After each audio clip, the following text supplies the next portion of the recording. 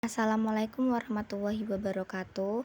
Di sini saya akan membuat vlog mata kuliah pengantar studi Islam dengan dosen pengampu Bapak Bahrul Munib SHI MPDI. Sebelumnya perkenalkan, nama saya Mutiara Isna Maulidia dengan NIM 24210100461. Yang pertama, saya akan membahas tentang pengertian Al-Quran. Al-Quran adalah kalamullah yang diturunkan kepada Nabi Muhammad dan membacanya adalah ibadah. Al-Quran tersebut berupa lafal yang dari permulaan surat Al-Fatihah sampai akhir surat An-Nas.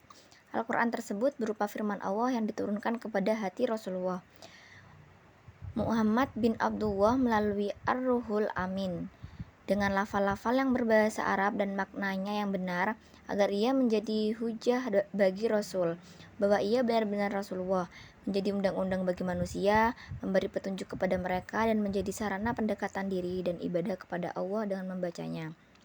Dari uraian di atas dapat disimpulkan bahwa Al-Quran adalah kitab suci yang diturunkan Allah kepada Nabi Muhammad yang isinya mencakup seluruh perkara dunia dan akhirat. Siapapun yang membacanya akan mendapatkan pahala, maka dari itu diperlukan kemahiran dalam membaca Al-Quran karena kesalahan dalam melafalkan huruf akan menyebabkan kesalahan dalam arti. Adapun pengertian Al-Quran menurut istilah yang telah disepakati oleh para ulama adalah kalam Allah yang bernilai mukjizat yang diturunkan kepada para nabi dan rasul dengan perantara malaikat Jibril yang tertulis pada masahif diriwayatkan kepada kita secara mutawatir, yang membacanya dinilai sebagai ibadah yang diawali dengan surat Al-Fatihah dan ditutup dengan surat An-Nas.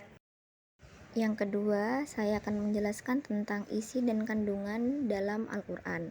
Yang pertama yaitu akidah atau keimanan. Al-Quran menekankan konsep tauhid atau keesaan Allah, serta keimanan kepada malaikat, kitab-kitab terdahulu, dan para nabi dan rasul, hari kiamat, dan kodok dan kodar. Ia memperkenalkan Allah sebagai Tuhan yang Maha Esa, pencipta dan pemelihara alam semesta. Yang kedua yaitu ibadah dan syariah atau hukum hakam. Al-Quran mengandung perintah dan larangan Allah yang berkaitan dengan ibadah seperti sholat, puasa, zakat, dan haji. Ia juga memberi panduan mengenai hukum hakam sosial, ekonomi, politik, dan jenayah. Contohnya yaitu hukum perkawinan, muamalah, perdagangan, dan hukum hudud. Yang ketiga yaitu akhlak atau moral dan etika. Al-Quran memberi penekanan terhadap akhlak yang baik seperti kejujuran, kesabaran, dan keadilan, dan keikhlasan. Ia melarang perbuatan buruk seperti menipu, zalim, riba, zina, dan mencuri. Ada banyak ayat yang mengajarkan umat manusia untuk menjaga hubungan baik dengan sesama manusia, seperti menghormati orang tua, membantu orang miskin, dan berbuat baik kepada jiran atau tetangga sebelah rumah kita. Yang keempat, kisah-kisah para nabi dan umat terdahulu. Al-Quran memuatkan banyak kisah tentang nabi-nabi terdahulu seperti Nabi Nuh, Nabi Ibrahim, Nabi Musa, Nabi Isa, dan Nabi Muhammad. Kisah-kisah ini mengandung pengajaran dan keteladanan yang boleh diambil oleh umat Islam. Ia juga menekankan konsep ujian dan ganjaran bagi orang yang taat serta memberi hukuman bagi orang yang ingkar. Yang kelima, panduan kehidupan. Al-Quran memberi panduan dalam semua aspek kehidupan, termasuk keluarga, ekonomi, politik, sosial, dan pergaulan. Umat Islam diarahkan untuk menjalankan kehidupan dengan mengikuti panduan Al-Quran dan sunnah Nabi Muhammad. Yang keenam, hari kiamat dan akhirat. Banyak ayat dalam Al-Quran yang menggambarkan tentang kejadian hari kiamat, kebangkitan semula, perhitungan amal, surga, dan neraka. Ia memberi peringatan kepada manusia tentang tanggung jawab di dunia dan akibat di akhirat bagi mereka yang patuh dan ingkar kepada perintah Allah. Yang ketujuh, tafakur dan tanda-tanda kebesaran Allah. Al-Quran mengajak manusia untuk merenung tanda-tanda kebesaran Allah di dalam semesta seperti penciptaan langit dan bumi, pergantian siang dan malam, serta penciptaan manusia dan makhluk lain. Ayat-ayat ini bertujuan menimbulkan keinsafan dan keyakinan terhadap kekuasaan Allah. Yang ketiga yaitu tentang fungsi Al-Quran. Fungsi pertama Al-Quran adalah sebagai petunjuk bagi manusia. Seperti diketahui, fungsi utama sebuah kitab suci dalam agama dan keyakinan apapun adalah menjadi pedoman bagi penganutnya. Begitu pula Al-Quran menjadi pedoman bagi umat Islam. Meskipun begitu, Al-Quran menyatakan bahwa ia bukan hanya menjadi petunjuk bagi kaum muslimin, tapi juga bagi umat manusia seluruhnya. Kemenyeluruhan misi Al-Quran ini tidak lepas dari kepenyeluruhan misi Nabi Muhammad yang diutus untuk seluruh manusia. Yang kedua yaitu sebagai penyempurna kitab-kitab suci sebelumnya. Al-Quran juga berfungsi sebagai penyempurna kitab-kitab suci sebelumnya. Fungsi ini hadir karena Al-Quran adalah kitab suci terakhir yang diturunkan oleh Allah kepada Rasul dan Nabi-Nya. Sebagai kitab suci terakhir, Al-Quran membawa tugas menyempurnakan kitab-kitab suci terdahulu. Rasionalitas di balik fungsi ini setidaknya bisa diterangkan melalui dua alasan. Pertama, kitab-kitab suci terdahulu memang diturunkan untuk kaum tertentu dan zaman yang terbatas. Kedua, dalam perkembangan sejarah, kitab-kitab suci terdahulu tidak bebas dari perubahan dan penyimpangan. Yang ketiga yaitu Al-Quran sebagai sumber pokok agama Islam. Sebagaimana diketahui, sumber agama Islam itu ada tiga, yakni Al-Quran, Sunnah, dan Ijtihad. Al-Quran adalah firman Allah yang diturunkan kepada Nabi Muhammad. Sunnah adalah sabda atau tindakan dan ketepatan Rasulullah dan Muhammad. Sedangkan Ijtihad adalah usaha sungguh-sungguh yang dilakukan oleh ulama mujtahid untuk menyimpulkan hukum agama dengan tetap mengacu kepada Al-Quran dan Sunnah. Ada dua bentuk ijtihad yang disepakati oleh ulama, yaitu ijma atau kesepakatan umat pasca wafatnya Rasulullah, dan qiyas atau analogi. Al-Quran merupakan sumber pokok seluruh ajaran Islam. Yusuf Al-Qarlawi mengatakan bahwa Al-Quran adalah pokok Islam dan jiwanya. Dari Al-Quranlah diperoleh ajaran tentang keimanan atau akidah, ibadah, akhlak, dan prinsip-prinsip hukum serta syariat. Keempat, saya akan menjelaskan tentang bukti-bukti otentisitas Al-Quran. Berikut adalah beberapa bukti utama otentitas Al-Quran. Yang pertama, konsistensi dan ketiadaan kontradiksi. Al-Quran diturunkan selama 23 tahun, namun isinya tetap konsisten tanpa adanya kontradiksi. Meskipun mencangkup banyak topik yang berbeda, termasuk sejarah, hukum, moral, dan alam semesta, dan ajaran spiritual. Al-Quran sendiri menantang umat manusia untuk menemukan kontradiksi dalam isinya. Maka, apakah mereka tidak memperhatikan Al-Quran? Sekiranya Al-Quran itu bukan dari sisi Allah, tentulah mereka akan menemukan banyak pertentangan di dalamnya. Quran Surat An-Nisa ayat 82. Yang kedua, pemeliharaan yang terjaga.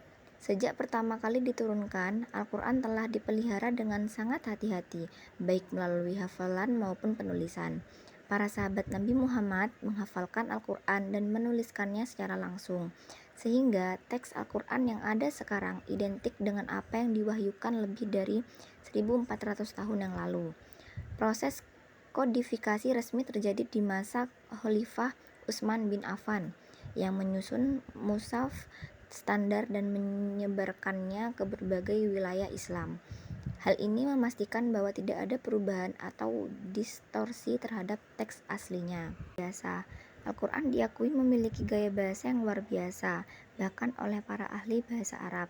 Tantangan untuk meniru atau membuat yang serupa dengan Al-Quran telah diutarakan dalam Al-Quran itu sendiri. Namun tidak ada yang berhasil menanding keindahan, kefasihan, dan kekuatan bahasanya. Yang keempat, kebenaran ilmiah. Al-Quran menyebutkan berbagai fenomena alam yang baru terbukti dengan ilmu pengetahuan modern. Meskipun Al-Quran diwahyukan pada zaman di mana pengetahuan manusia masih sangat terbatas, misalnya deskripsi tentang proses penciptaan manusia dalam rahim yang sesuai dengan penemuan embriologi modern, serta penjelasan tentang alam semesta seperti ekspansi kosmos. Yang kelima, keajaiban prediksi. Beberapa prediksi dalam Al-Quran yang di kemudian hari terbukti benar adalah bukti lain dari otentisitasnya. Yang keenam, kesaksian sejarah dan arkeologi. Sejumlah kisah yang disampaikan dalam Al-Quran seperti kisah kaum Ahad, kaum Samud, dan Fir'aun telah didukung oleh penemuan-penemuan arkeologi modern. Yang ketujuh, kandungan moral dan hukum yang relevan. Al-Quran memberikan petunjuk moral dan hukum yang tidak hanya relevan pada masa Nabi Muhammad SAW, tetapi juga tetap relevan hingga saat ini. Yang kedelapan, Al-Quran bebas dari penganut zaman. Meskipun Al-Quran diturunkan di zaman dan budaya tertentu, isinya terbukti tidak terbatas pada waktu dan tempat tertentu. Pesan-pesan universal dalam Al-Quran melampaui batas waktu dan tetap relevan untuk umat manusia di segala zaman. Yang kelima yaitu tentang pengertian tafsir dan fungsinya. Kata tafsir merupakan bentuk masdar dari kata kerja maklum fasara yufasiru yang secara etimologis berarti jelas atau nyata. Dalam Al-Quran, kata tafsir dijumpai pada Quran surat Al-Furqan yang berarti penjelasan. Dari sudut terminologis, ulama berbeda pendapat dalam memberi definisi tafsir. Menurut Al-Zarkasi, tafsir adalah ilmu yang dengannya diketahui pemahaman kitab Allah yang diturunkan kepada Nabi Muhammad, penjelasan akan makna-maknanya dan mengeluarkan hukum-hukum dan hikmah-hikmahnya. Sedangkan menurut Al-Zarqani, tafsir adalah ilmu yang membahas tentang maksud Allah sesuai dengan kemampuan manusia dan mencangkup di dalamnya memahami makna dan penjelasan yang dimaksud. Berikut beberapa fungsi utama tafsir, yaitu yang pertama, memahami maksud ayat. Artinya, tafsir membantu menjelaskan makna dari ayat-ayat yang terkandung sulit dipahami secara harfiah. Ayat-ayat tersebut mungkin memiliki makna yang dalam atau tersembunyi yang membutuhkan penjelasan lebih lanjut. Yang kedua, menghubungkan ayat dengan kehidupan nyata. Tafsir membantu mengaitkan ajaran Al-Quran dengan situasi kehidupan sehari-hari umat manusia, sehingga pesan Al-Quran tetap relevan dalam berbagai konteks zaman. Yang ketiga, menjelaskan konteks historis. Beberapa ayat Al-Quran turun dalam situasi khusus yang berkaitan dengan peristiwa atau konteks tertentu. Tafsir memberikan latar belakang sejarah sehingga ayat tersebut bisa dipahami lebih baik. Yang keempat, meluruskan pemahaman yang salah. Tafsir berfungsi untuk mencegah terjadinya salah tafsir terhadap ayat-ayat Al-Quran yang bisa menyebabkan penyimpangan dalam ajaran agama. Yang kelima, memudahkan pelaksanaan hukum syariah. Tafsir membantu dalam penafsiran hukum-hukum Islam yang terdapat dalam Al-Quran sehingga lebih mudah dipraktikkan sesuai dengan situasi dan kondisi. Yang keenam, memperjelas kata atau istilah yang sulit. Dalam beberapa kasus, ada kata atau istilah yang sulit dipahami oleh pembaca Al-Quran. Tafsir berperan untuk menjelaskan makna kata-kata tersebut, seringkali dengan menggunakan analisis bahasa Arab klasik. Yang keenam yaitu tentang metodologi penafsiran Al-Quran. Metodologi penafsiran Al-Quran merujuk pada pendekatan-pendekatan dan langkah-langkah yang digunakan oleh para ulama dan sarjana Islam untuk memahami dan menafsirkan makna ayat-ayat Al-Quran. Setiap metodologi memiliki landasan teoritis dan prinsip-prinsip tertentu yang bertujuan untuk menjelaskan pesan Al-Quran sesuai dengan konteks, bahasa, dan maksud aslinya. Berikut adalah beberapa metodologi utama dalam penafsiran Al-Quran. Yang pertama, tafsir bil matsur atau tafsir berdasarkan riwayat. Metode ini menggunakan Al-Quran itu sendiri, hadis Nabi, serta pendapat para sahabat dan tabi'in dalam penafsiran ayat-ayat Al-Quran. Pendekatan ini menekankan pada riwayat yang sahih sebagai sumber utama dengan langkah-langkah sebagai berikut. Yang pertama, menafsirkan Al-Quran dengan Al-Quran, mengaitkan dan menafsirkan ayat-ayat tertentu dengan ayat yang relevan. Yang kedua, menafsirkan Al-Quran dengan hadis, artinya menggunakan penjelasan dari hadis Nabi Muhammad sebagai tafsiran atas ayat-ayat Al-Quran. Yang ketiga, pendapat sahabat dan tabi'in, artinya yaitu merujuk kepada pendapat sahabat dan tabi'in, terutama mereka yang dikenal memiliki pengetahuan mendalam tentang Al-Quran. Yang kedua, tentang tafsir bil ra'i atau tafsir dengan akal. Ada dua macam pendekatan dalam tafsir ini, yaitu yang pertama, tafsir rasional terbatas. Artinya, tafsir yang tetap mengikuti batasan-batasan syariat dan riwayat, serta berusaha agar interpretasinya tetap sesuai dengan ajaran-ajaran pokok Islam. Yang kedua, tafsir rasional murni, artinya menggunakan pendekatan logika dan akal secara dominan, walaupun masih tetap menghormati sumber-sumber dasar Islam. Yang ketiga, tafsir ilmi atau tafsir saintifik. Metode ini berusaha mengaitkan ayat-ayat Al-Quran dengan penemuan ilmu pengetahuan modern. Yang keempat, tafsir sufi atau tafsir mistik, merupakan pendekatan yang menekankan pada aspek spiritual dan batin dari Al-Quran.